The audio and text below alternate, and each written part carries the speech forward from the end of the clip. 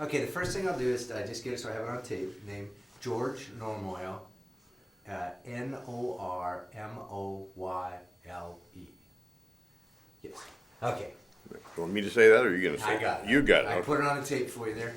We're in good shape. Where were you when the war started? I was the family lived at Black Lake in Olympia here, of Olympia. And when the war started, we were listening to the radio on a Sunday morning, and we heard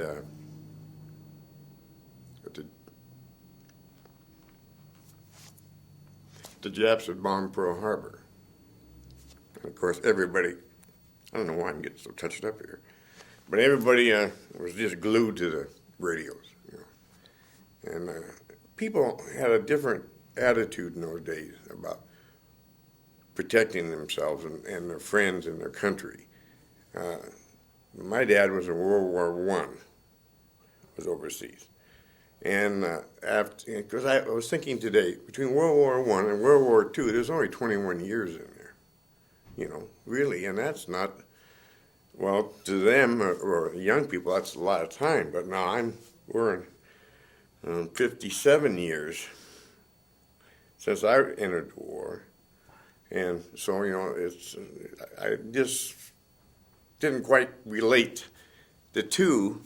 But at the time after World War I, and as when we were raised, my dad was active in the Veterans of Foreign Wars, active in the American Legion, and the kids, we joined the Legion, junior legionnaires or junior members of the Legion, and we had our own little kind of hats and stuff, and we were in parades, and when the flag went by, you saluted, and you did the right thing. And what really bothers me at this stage of my life is to see the disrespect shown by young people, whether it's ignorance or they just don't care towards their flag and their country. I really don't care. They can tell me to go whoopee, but I don't want them to tell my country, you know. And it's maybe a lot of us we get really, really hurt, upset because of some of these actions, but we realize they have the right to express their opinion, even though we feel it's wrong, like burning a flag and things like that. All right, now, That's interesting that it kind of shows an interesting in irony in the fact that you fought for the freedom to be able to do that.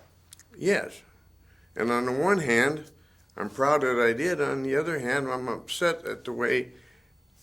But let's back up a step.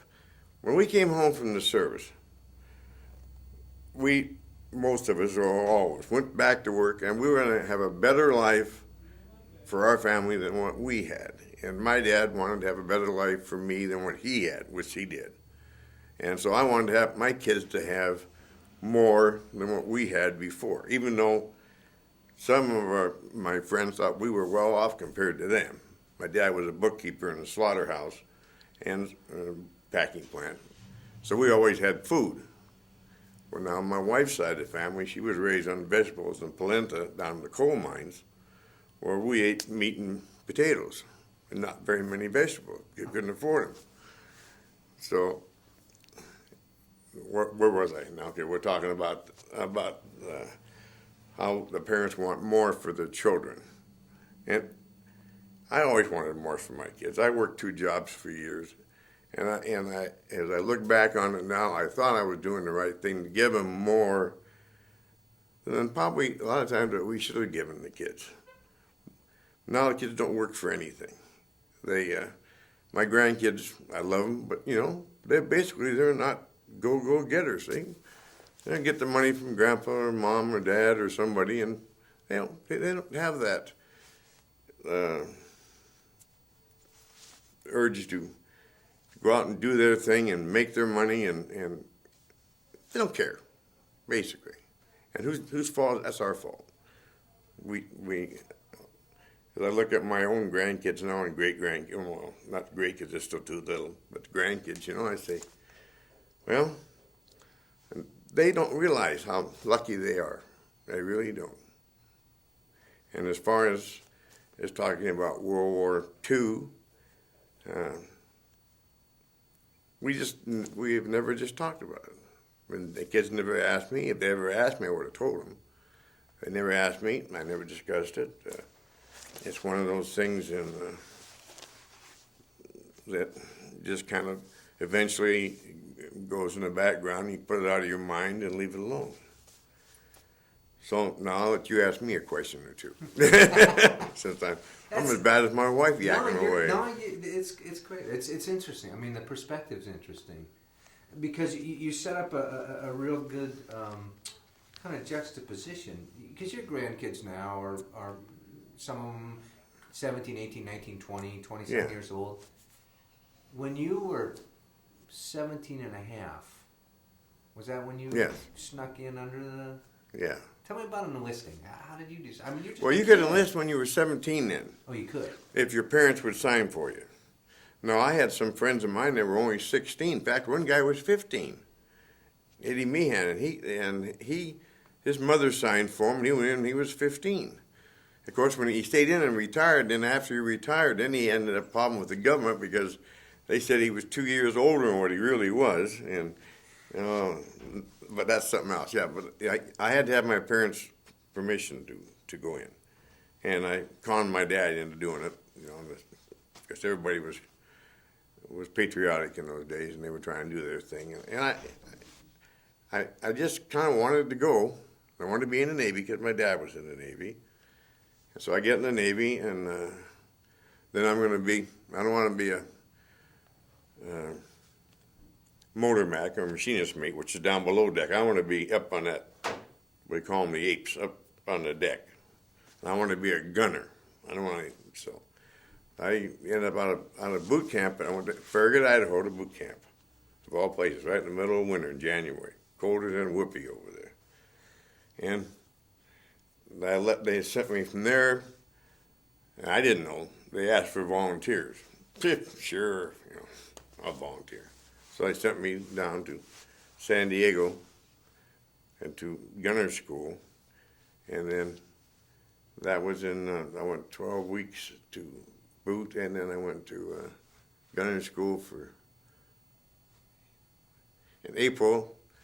I was assigned a merchant ship in San Pedro called the SS Charles Crocker, brand new, Liberty ship. Beep, boop.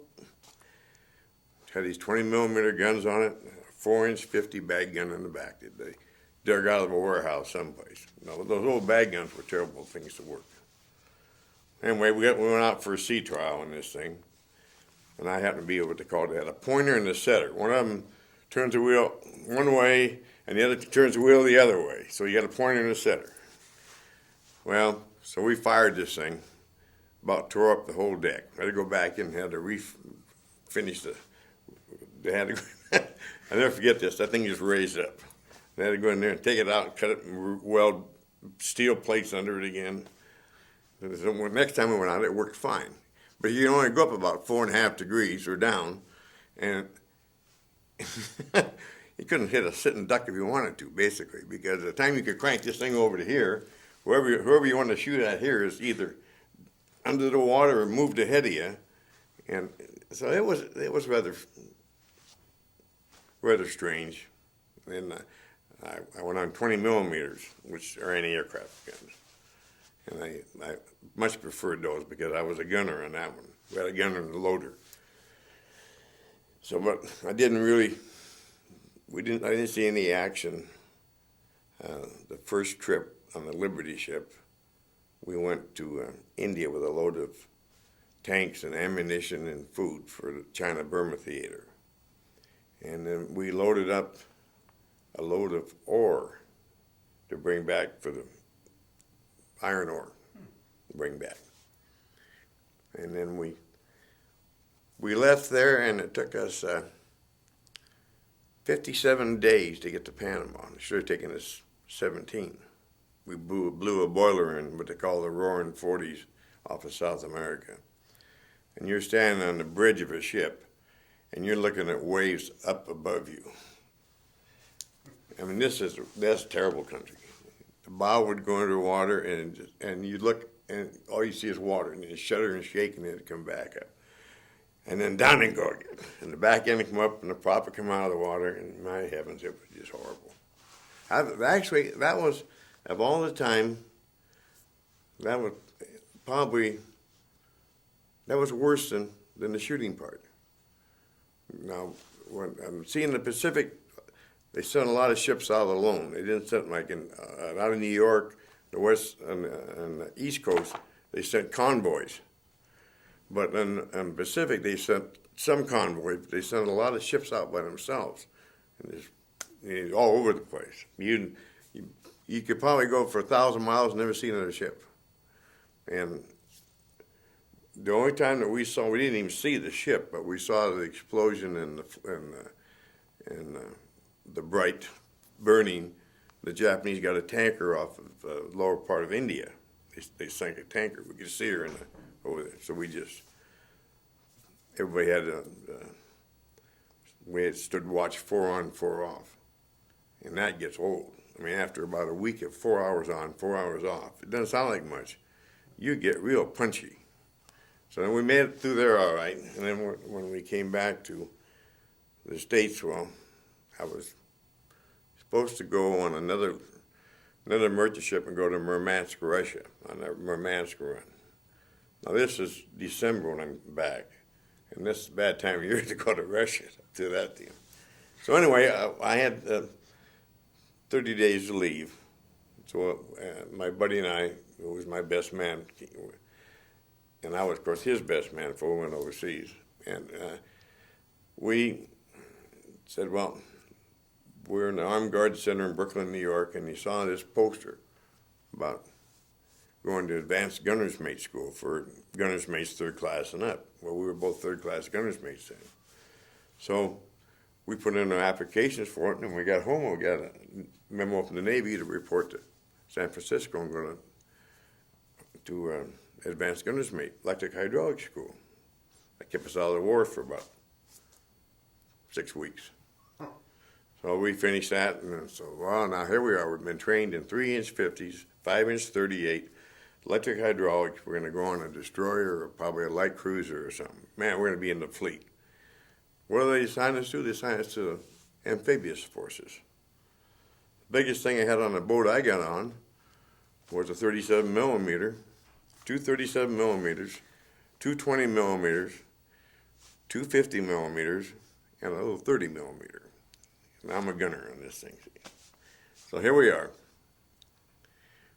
We're in the amphibs. Now, the amphibs is almost as bad as the Armed Guard. The regular Navy looked down the nose at anybody that wasn't on a ship. You know. And it was, over the years, over the months, we're in a port someplace, we'd try to go up next to a regular Navy ship and say, can we get some cigars or some candy or ice cream? And they say, cast off, you bunch of renegades. Heck, we'd be down there with a hat on, no shirt, pair of shorts, GI boots with the toes cut out of them, and trying to go aboard a regular Navy ship. The uniform of the day is not that, you know.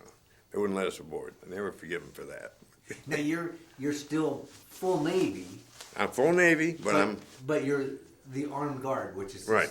Kind of a... Okay, now we got out of the Armed Guard, went in the amphibious forces. Oh, okay. So now I'm in the amphibious. Okay. So we'll drop the Armed Guard hat. Now we're another hat. So who do they look down in the amphibious even more than they look down at the...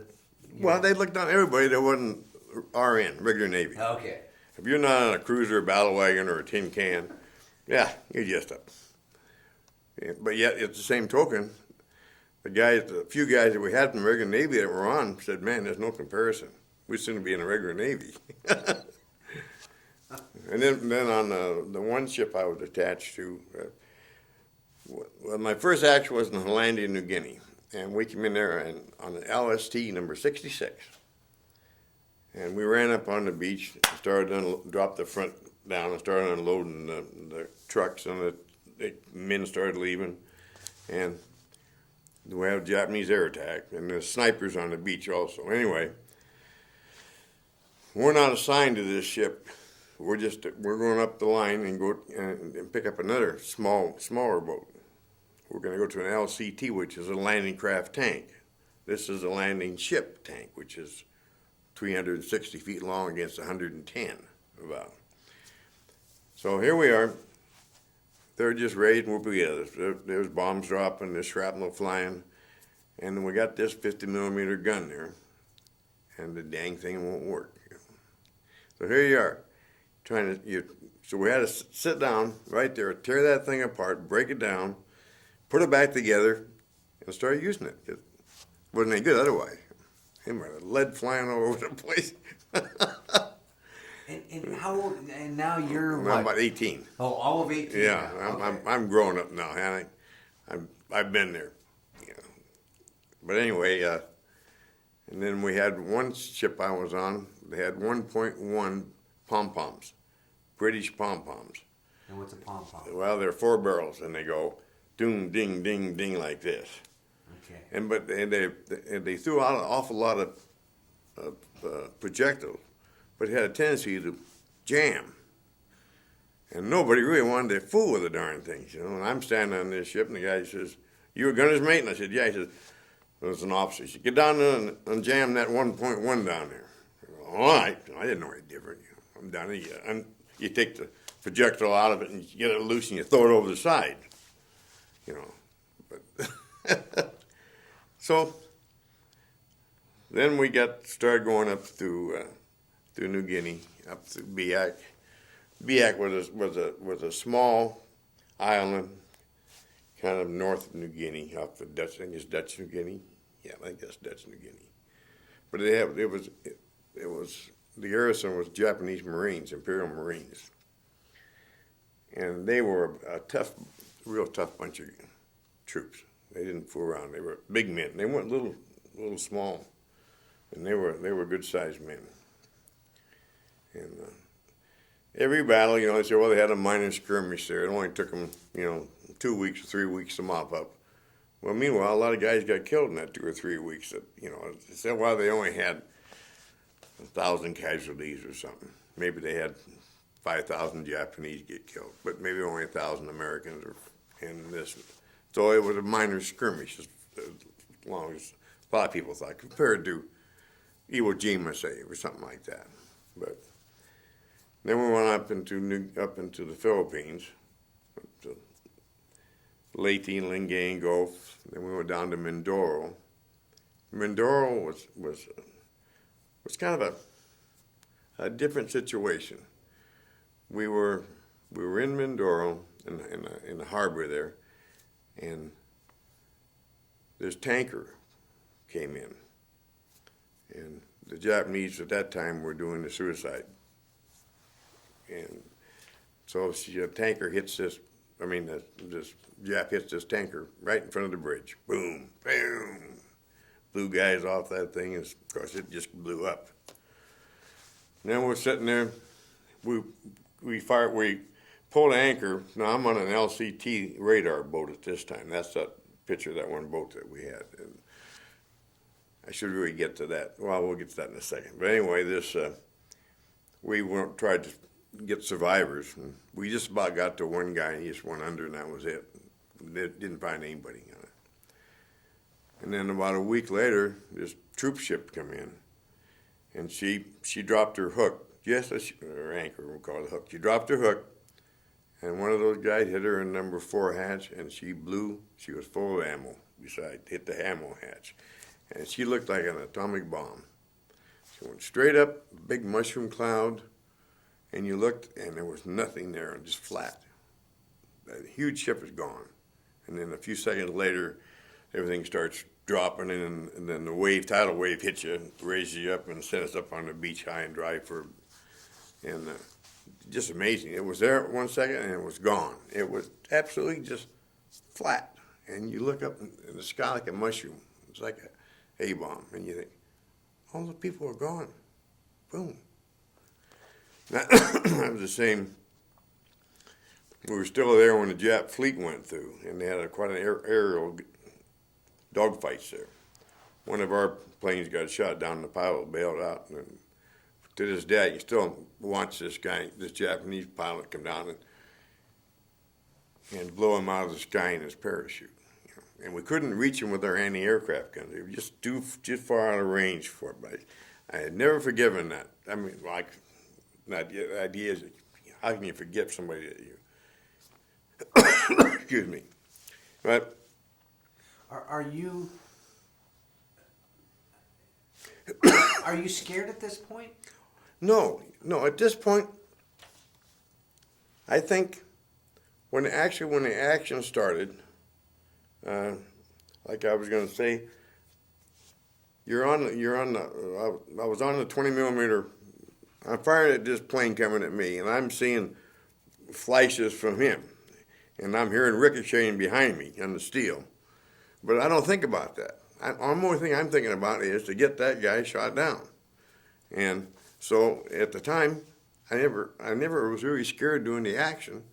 Afterwards, I thought about, holy smokes, he almost got us. But like when the ships blew up right there with us, I was angry and hurt, and because I hated to see that happen to our people.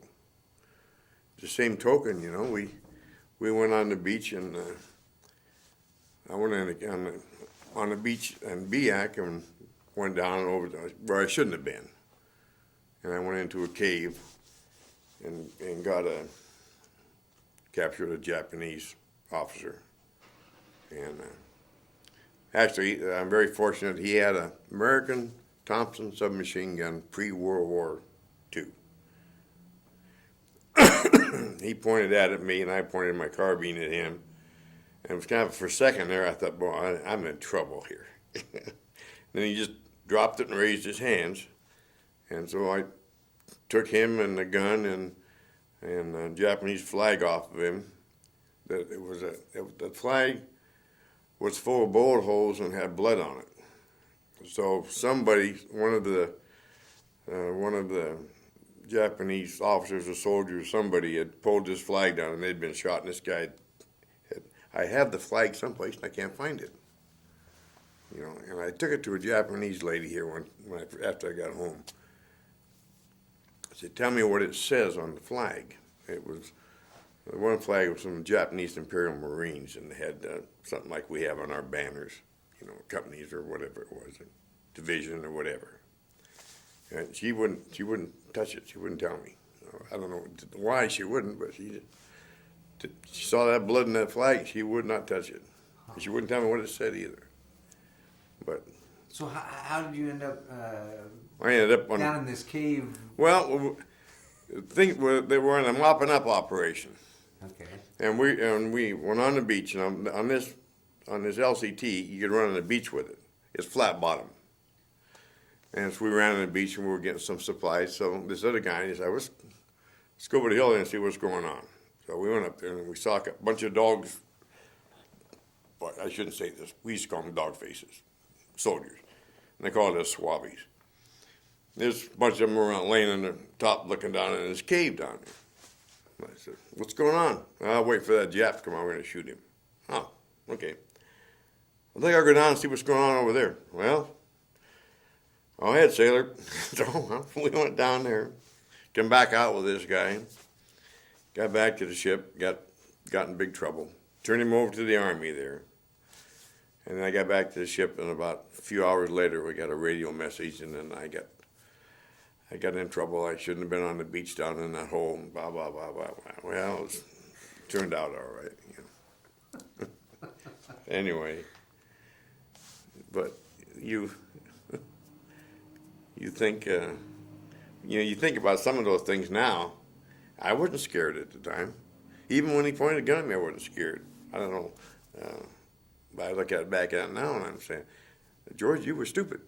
But when you're young, you don't think about things like that. When I volunteered for this duty with the armed guard, I said, well, you can look at your fellow mates here, because 4 out of 5 you aren't going to come back. What's he talking about? But at the first start of the war, they had a lot of casualties, tremendous amount of casualties. And but I didn't think about it. I'm thinking, hell, Not for me. And it wasn't, thank goodness. And then, of course, we went from there up through the Philippines and Lingayen Gulf and Leyte and Tacloban. And I watched MacArthur land. You know, a couple of days later, he shows up. In fact, they landed twice so to make sure they had good pictures, good photos. Seriously? Seriously, yes, they did. They didn't land, they came off. Yeah. They were right up there on the beach. I mean, that area was secured. There wasn't any snipers hanging up in a palm tree over here, 500 feet away. That whole area was secured before he came ashore, which is all right. But then we went down to, when we went to Manila, it was the town, they were still fighting. It was block by block. Japanese were hanging in there, and we were blowing the buildings apart and shooting everybody up. And at that time, that's when we rescued. Wasn't part of the rescue. I just happened to be there when they came out of the prison gates there in Manila. And those.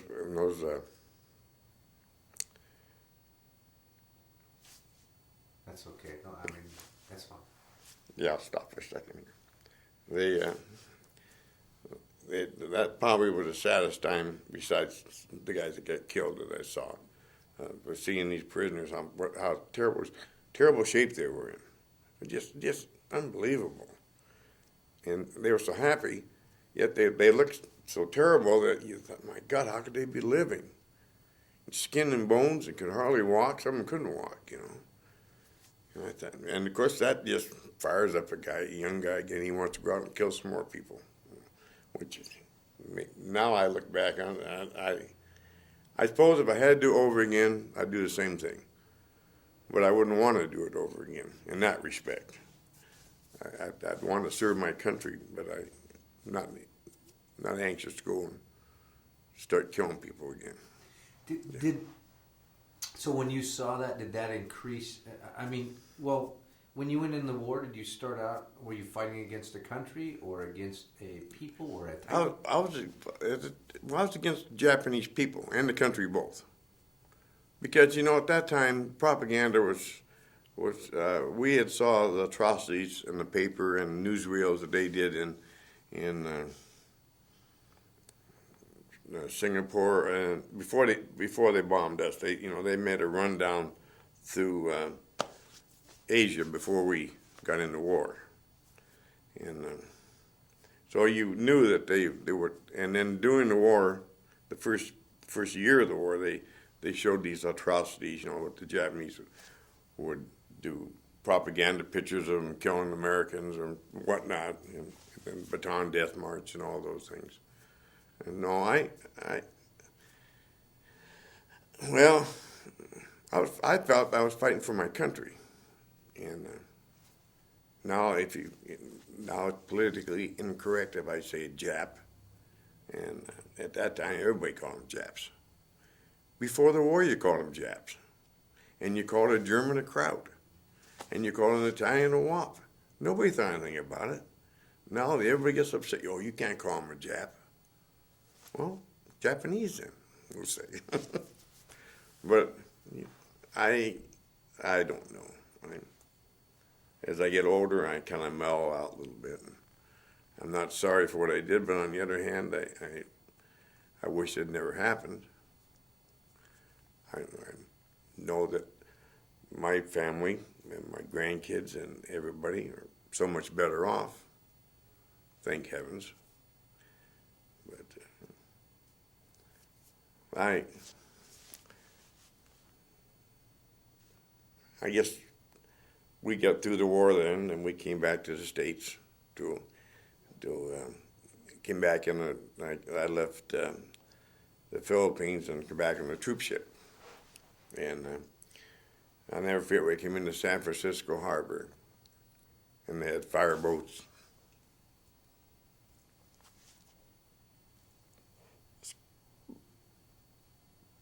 Excuse me a second here. That's what there's no. Yeah. Anyway, we had they had fireboats and they had bands and it was just a real great homecoming. at that time. I remember that probably more than even, I remember that homecoming, surprisingly enough, more than I do a lot of action in the war. I was just glad to be home. And when I got home, I went back into high school and got my GED. And then I went to work. And my first job after I got out of the service, I worked for the state for a short while as a timber cruiser up in Ozette National Forest, up in Ozette Lake up there. And you had to go in by railroad cars, because there wasn't any road there in those days. Went by railroad cars, and you stayed in camp. And then every Friday night, you'd come out or stay in camp all weekend. And then I came out of there, and I went to work for Building and Grounds for a short while. I was still single at this time and kind of not really ready to do any schooling yet or anything. And I went to worked in the boom. How old were you when you came out of the service? See, I was 23, let's see. I'll tell you right away. I got out in 46. 46, 25, 41, 21. So by the time you were 21, between the time you were 18 and 21, you had gone and fought a war. Yeah. Defended our country. Yeah. Then I came back and decided I'd make a better life for myself and for future. And I worked in a boom for a while down at the mill. And I liked that. It was good hard work. And you go out with your buddies at night and swell a few beers and lie to each other and had a good time. And then I went to work for the state of Washington it was an apprentice engineer deal, on a location crew. And we were locating for a new highway up around Eatonville. And then I'd known my wife just before then, so then finally we got married in 49. And then that settled me down for a bit there. But, yes, dear.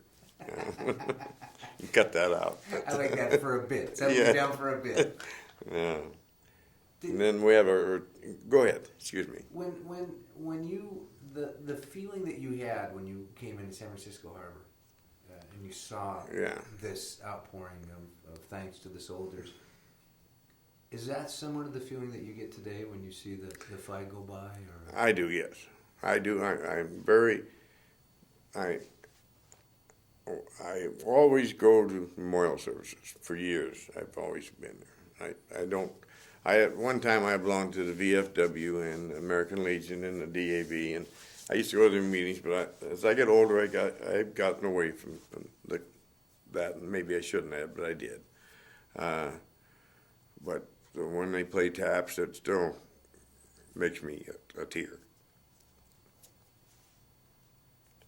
And the thing is that so many people disrespect those, that type of day. We have Memorial Day, or Armistice Day. They call it Veterans Day, I guess now. They were a day that you stopped and you thought about the people that gave their lives for you. These people don't do that. They care less. And it's a whole different world, and I understand that. I don't like it, but I understand it. And like you say, they have a right to that, and I have a right to my opinion. But yes, when the flag goes by, I salute it, and I'm proud of it. And I hate to see anybody burn it or stomp on it or anything, whether it's us or another country. Yeah. What do you think would because it's an interesting dilemma. Yes, they have a right to do those things, but yet there are certain things in our country, in our world, that are sacrilegious or whatever. I mean, you walk into a church, you're quiet, whether it's your church or somebody else's church. But yet the flag sometimes that respect's not there. Do you think it's out of, for lack of a better word, ignorance? Not having the faintest idea really what that flag is? I think that's probably part of it. I think part of it is that they were never taught to respect it to start with. Now, when I went to school, and probably you did too. Every morning you saluted the flag, and there's so many places now that don't. That you look in the classroom, the kid's got his sitting with his feet up on the desk, chewing a big wad of gum, and not paying attention to that. Or they should be standing up. But that's my opinion, because that's what we had to do. Maybe it was wrong, but I don't think so. And I don't understand why.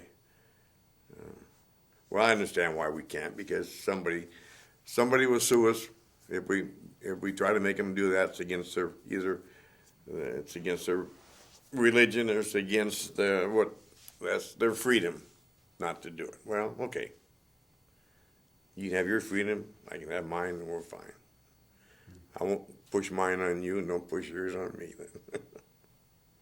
Unfortunately, it doesn't work that way, I know. No, some people want more freedom than everybody Well, else. yeah, I get. Well, looking back, over those couple of short years in there, which were really, look back now, time-wise, that wasn't very long. 2.5 years in the war.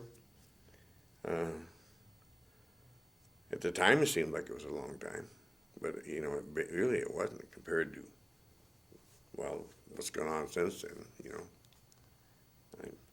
I noticed that an awful lot of guys my age that were in the service, my brother-in-laws, and they're gone now, but once in a while we would talk about Iwo Jima.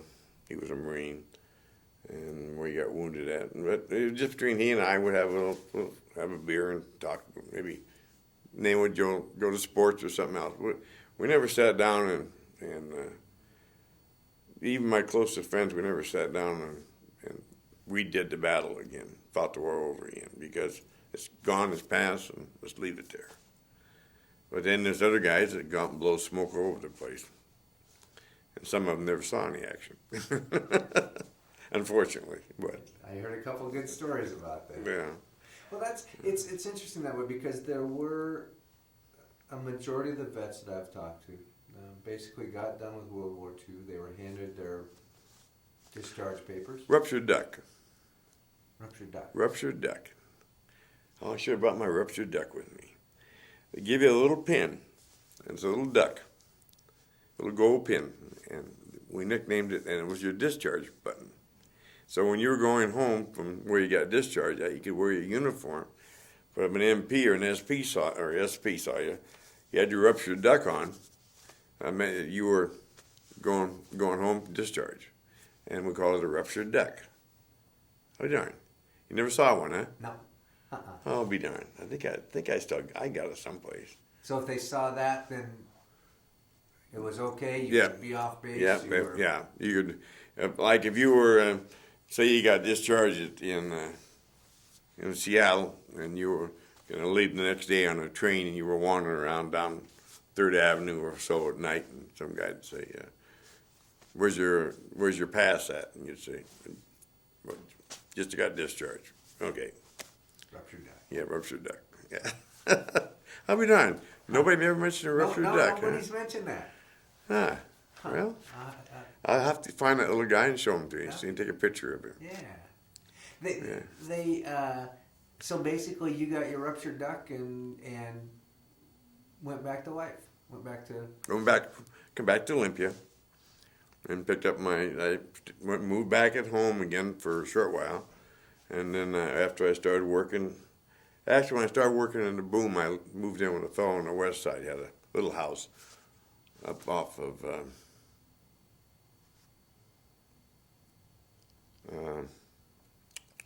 not Braun, right over here off of, had a little 2-bedroom house, a little dinky thing. And he and I batched in it for a year and a half or so until I got married. A couple of years. So you basically, at that point, put the war behind you. War was over. Oh yeah, now I have to go and make a living and have some fun. Yeah, and at that time, still there were still guys that went in the service after I did, that were getting out later, and we'd see him and say, "Where you been?" "Oh, I was over in I was over in China. I was over in Japan in the occupation forces for 6 months or something. You know. Oh, good deal. You know, move on. Now, you were decorated. Well, no, I just got some. My brother received all the medals in the family. I've got the medals from the Pacific and the Asian campaign and the Philippine Liberation Medal and that kind of stuff. He got the Silver Star and the Purple Heart twice, and he got, of course, he was in Korea, and he got the Bronze Star with V, which means V for valor, which is, from the standpoint of a combat person, the Bronze Star with V for valor is rated higher in their opinion than the Silver Star is, because the V for valor means that you got it in action, where the Silver Star you can do some things, not always, even though it's a higher rated star. Yeah. Yeah. Huh. So he got those, and I got my campaign stuff. In fact, they sent me some here, clear blue sky here a couple months ago. A couple of medals I hadn't seen. That's all right. You went nice and put them away. Yeah, threw them in a box. Do you Yeah. do you consider yourself a hero? No, I don't. I consider. I consider a lot of guys heroes, and a lot of them are dead. And I consider a lot of guys heroes that did things above and beyond. Now, to me, standing there looking at a plane coming at me, shooting at me, and I'm shooting back at him, I'm not a hero. I'm just doing my job. I'm going to get that guy before he gets me. If I'm on the beach and there's wounded people there and there's sniper fire and people getting shot left and right, and a guy runs out and pulls some guys in and gets shot, and that just, he's putting his life on the line even more than I am by standing there bang bang banging at this guy. In that situation, yeah. But it's just like probably a million of the doughboys and me feel, we aren't heroes. We're just doing a job.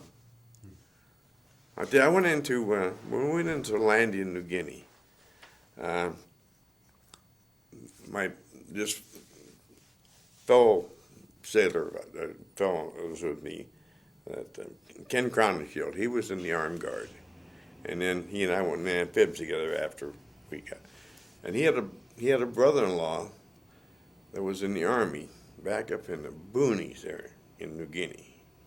Now, New Guinea is not a nice place to be. I mean, when it rains, this is nothing. I mean, last night was just a piddle on the roof. It rains, I mean, it pours. So we found out where he's at. And so we're going to go see this brother-in-law of his. Well, he's about 40 miles back in the hills up in there.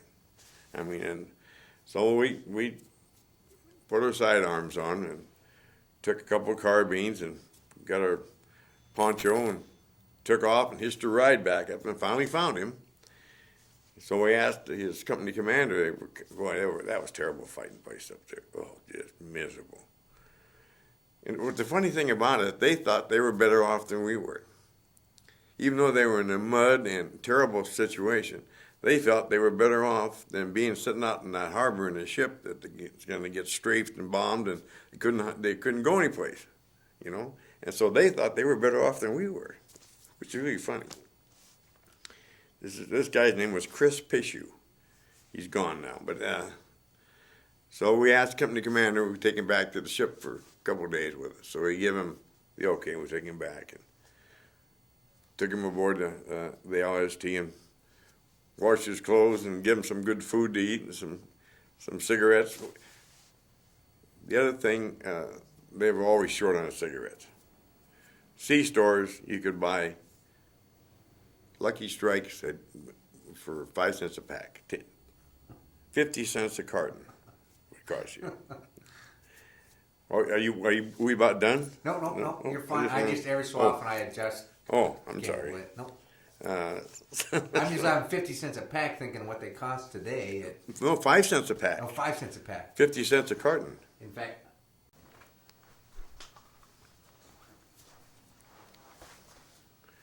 Okay. okay, Now what do you want to do? we're back in New Guinea. Oh, Cigarettes. yeah. Anyway, we took him out and sent him back with a couple of cartons of cigarettes, which cost us 50 cents a carton. And he thought that was fantastic. In fact, I saw him at my best buddy's 50th wedding anniversary in Seattle 5 years ago.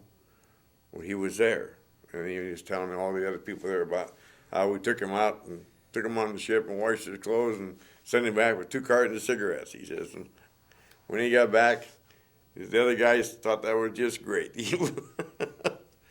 But that was a miserable situation there. See, that's an interesting concept in war that I never thought of, because I figured if you were in war, when you got someplace and you're fighting a battle, screw it, I'm not going to go that extra 20 miles to go visit a ship or something like that. Yeah. I'm going to just... Well, there were a lot of guys were that way, And then we had one guy that was Minton was his name. He's a little dingy some ways, and we up on the beach there about a quarter mile away there was a Japanese ammo dump. Well, Minton thought he's going to go up and get some souvenirs out of that thing. Well, make the long story short, he set off the ammo dump. Didn't kill him, but he set off this ammunition dump. So, oh man, he was in trouble again. But all he did was ship him back out to sea, to send him on another boat and moved him out, Man, it was quite a 4th of July party for a bit there. We didn't know if the Japs were coming back in or what the world was going on. Blew up this ammo dump. The next day, the Army was mad as hell about it. Yeah, he had a lot of speed on that one. That's pretty interesting. Again, the funny little things that happen. You think anybody stupid enough to even go around an ammo dump, shouldn't have any, those things usually mine, you don't go around them, but not old Minton, boy. Well, when we were up in Biak, there was, after the Jap fleet went through, they had shot a few torpedoes around, and one of them kept landing on the beach a few hundred feet away from us, and just torpedo laying there. And there's my old buddy out there, and I'm sitting on the nose of that thing, trying to unscrew the cap there for a souvenir. I'm saying, you're going to get blown from here to hell and back, and so am I. And get away from that thing, God, what a guy. Yeah, we got run on the beach there, one beach. Well, I guess I didn't clarify that. When we were in part of this operation, we were attached to the 5th Air Force. Because on this LCT we were on, we had a big radar screen on it. Okay, the Army came on board and they ran the radar and we ran the boat. So when they were on there, we were attached to the Air Force. Now, and that puts us in a situation where nobody wanted us. The Navy didn't want us. The Army didn't want to give us anything. And the Air Force, hell, they're back in Australia, as far as that went,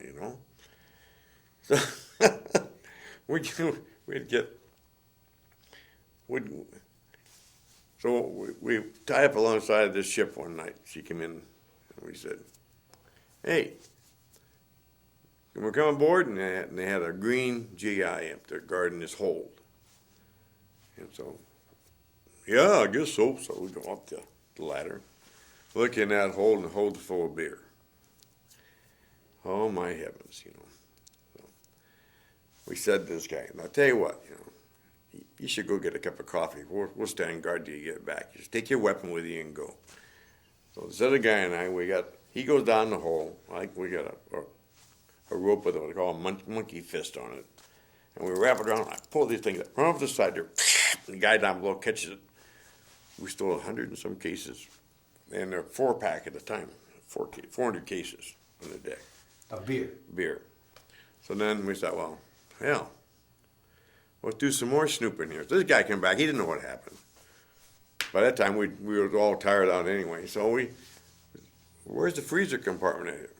Well, then we found they had big boxes of sirloin or tenderloin steaks, a box about that big, like that, for the officers. So we get about 6 cases of those.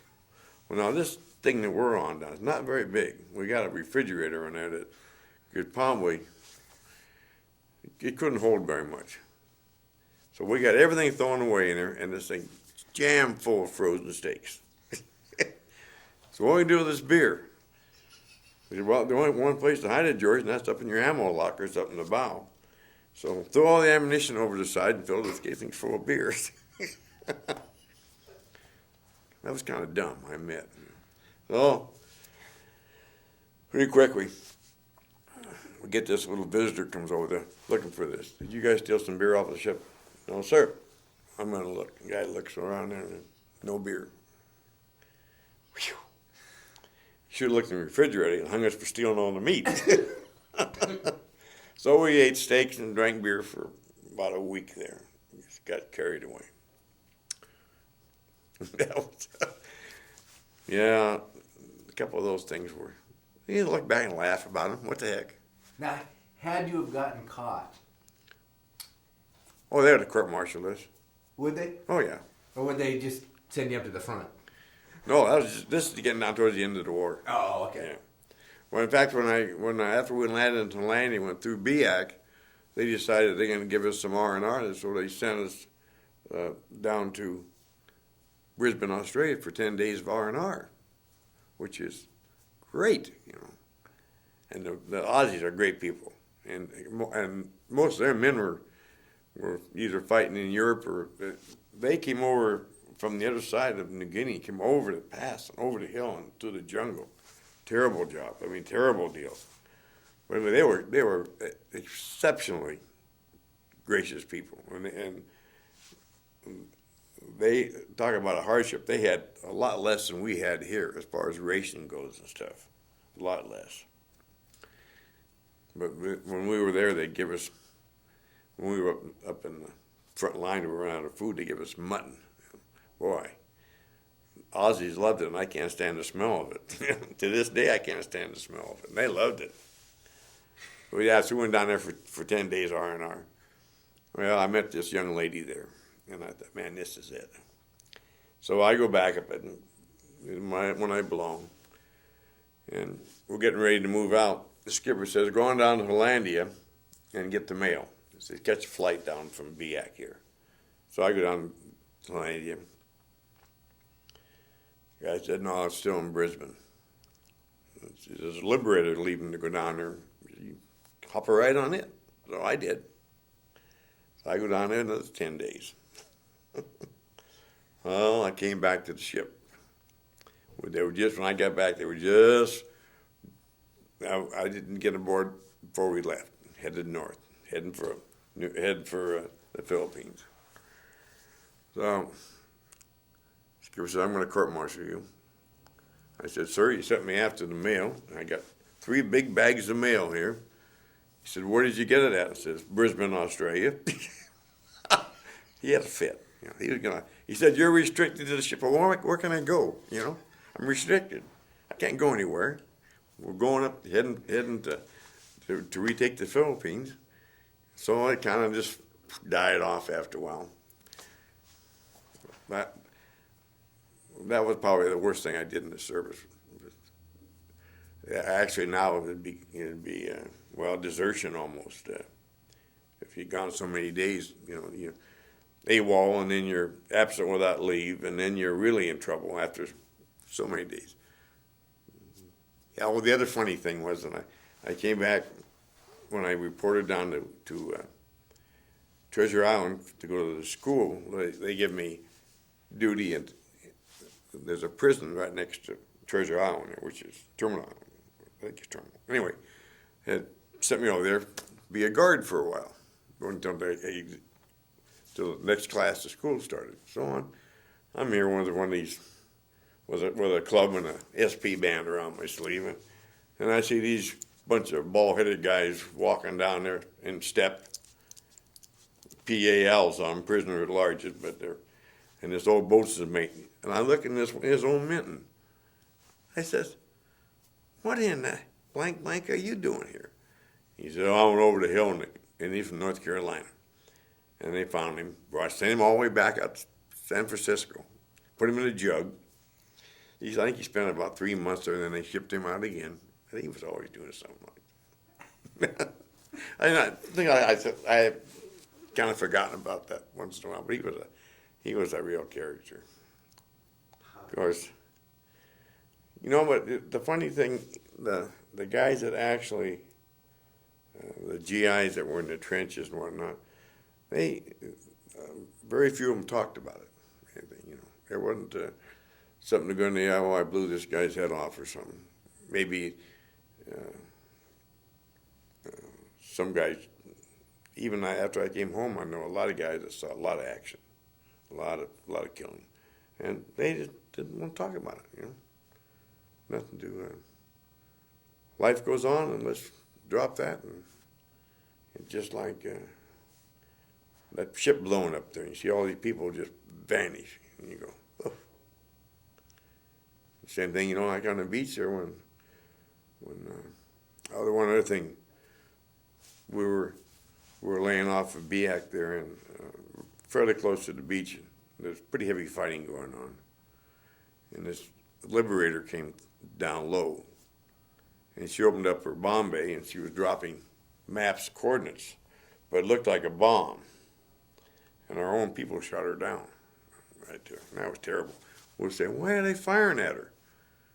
We didn't realize what happened. We saw it looked like a case with maps and stuff in it that they were dropping for her, showing the positions of the Japanese or some darn thing or other. But anyway, those guys on the beach were so trigger happy, man. Well, the plane was only up there about 200 feet. They couldn't miss it. But when she went down that tail gunner and that thing was blasting right back at them, I'll never forget that thing. But then all of a sudden, everything's quiet. Plane crashes, boom. Uh-oh.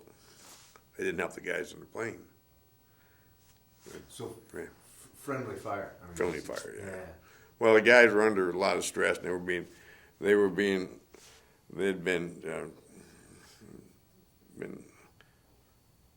the Japs had countercharged a couple of times, and they were really gun shy. And then when this plane opened, they just didn't realize that it wasn't a bomb.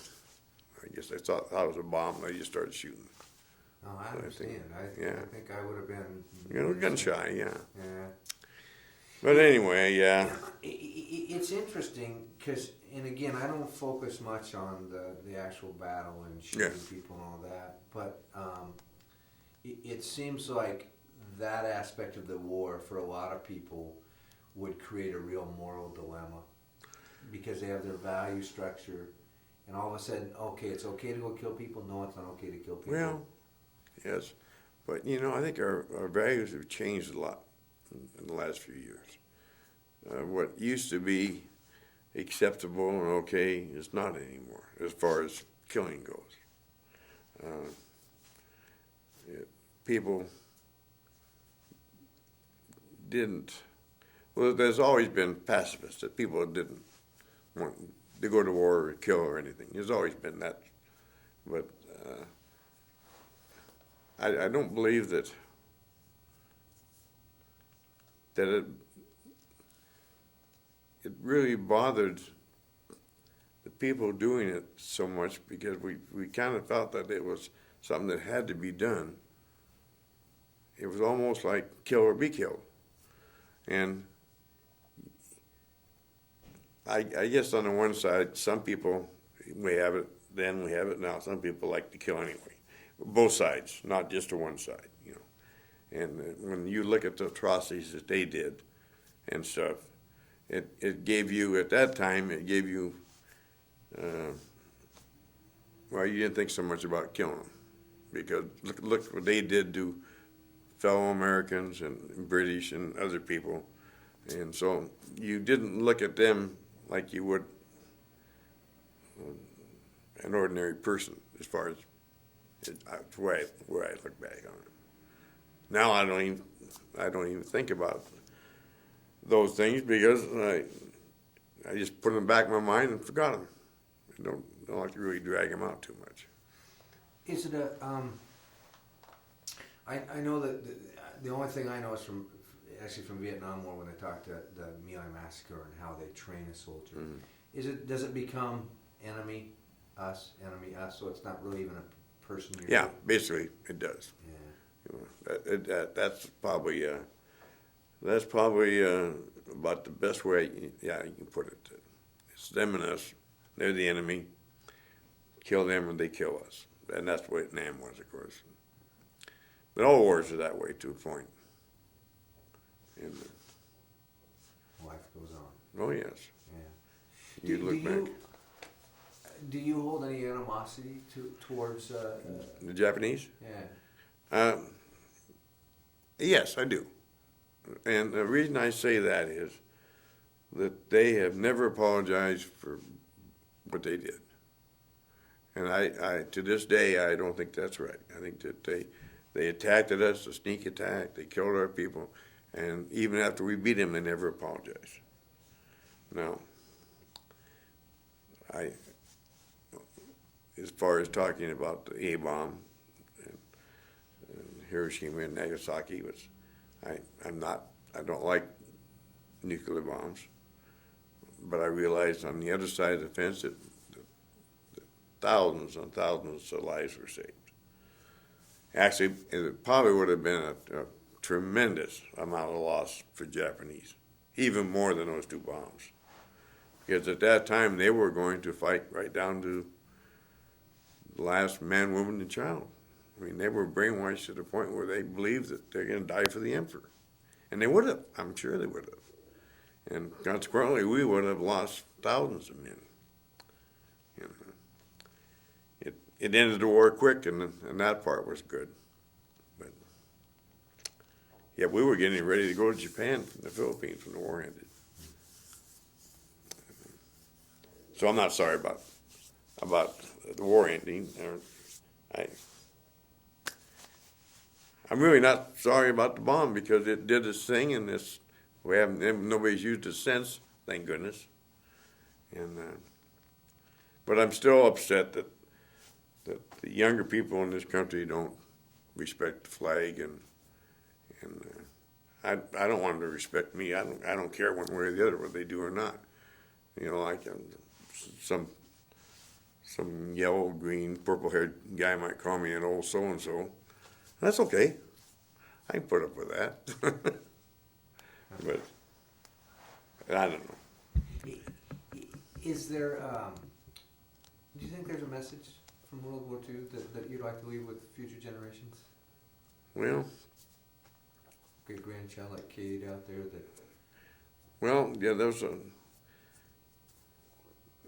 the people didn't realize what we were fighting for and what we won.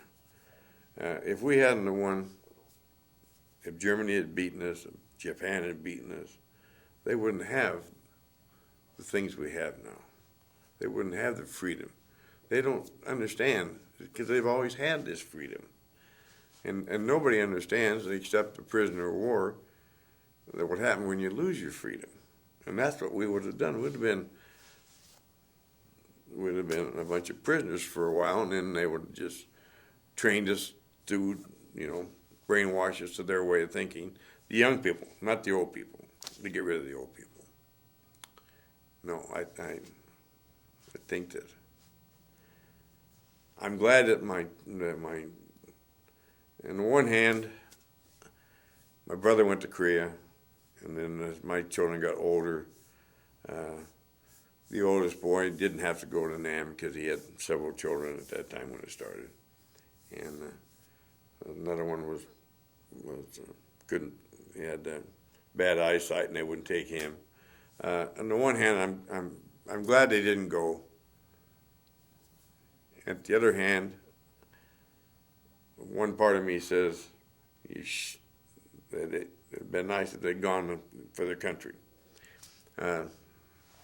Because, like I said, my dad went, I went, my brother went, but none of our grandkids have gone, or my kids. And that's probably for the best. Because nobody wants your family to be killed or wounded, Yeah. That's that hard dilemma because finding a way to keep that sense of what the freedom is that we have, Yes. without having to fight through a war. Yeah. And I guess you have to go with the flow and make the changes and go along. If you want to, we can't live in the past. We have to go forward. The past, some people, they think it was bad, but other people think it was great. So, of course, we all complain about things, taxes and this and that. Human nature. Yes. Do you think, or I guess, how much do you think World War II changed your life? Because it's interesting. You caught the perspective that I brought to a lot of vets to say, here's your life, here's World War II on that timeline. Yeah. But yet... Well, I think it taught me